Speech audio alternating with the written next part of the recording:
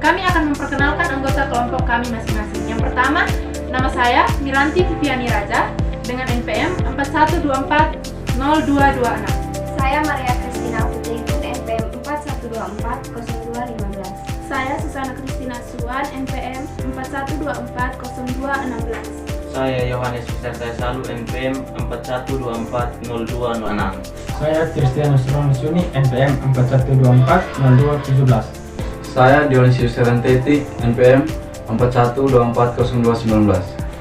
Pada video ini, kami akan menjelaskan mengenai teori keseimbangan pasar. Yang pertama, latar belakang. Latar belakang keseimbangan pasar adalah kondisi ketika sistem ekonomi pasar mencapai keseimbangan, yang mana jumlah produk dan harga yang ditawarkan seimbang.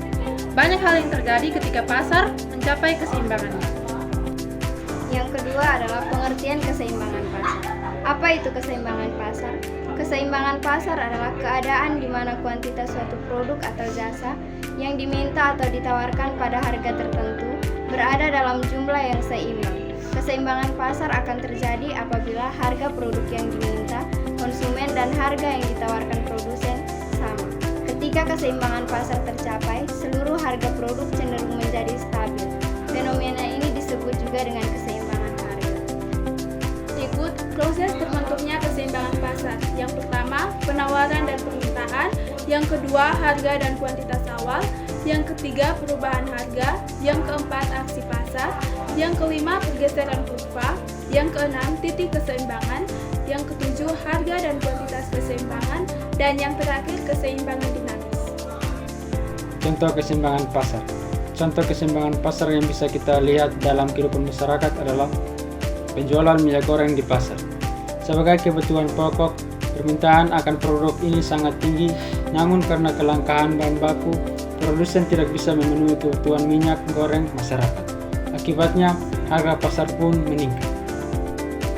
Berikut fungsi keseimbangan pasar. 1. Menentukan harga pasar. 2. Menentukan kuantitas barang yang diperdagangkan. 3. Menciptakan efisien alokasi sumber daya. 4. Memberikan sinyal ekonomi. 5. Mendorong efisien produksi. 6. Menyesuaikan dengan perubahan ekonomi. 7. Menjaga keseimbangan penawaran dan permintaan. 8. Mengurangi ketidakpastian. Berikut kesimpulan. Kesimpulan dari makalah yang berjudul Konsep Keseimbangan Pasar adalah bahwa keseimbangan pasar merupakan kondisi di mana jumlah barang atau jasa yang ditawarkan oleh produsen sama dengan jumlah barang atau jasa yang diminta oleh konsumen pada harga tertentu. Dalam situasi ini, tidak ada kecenderungan perubahan harga karena kekuatan permintaan dan penawaran berada dalam keadaan seimbang. Keseimbangan pasar penting dalam menentukan efisiensi alokasi sumber daya dalam ekonomi.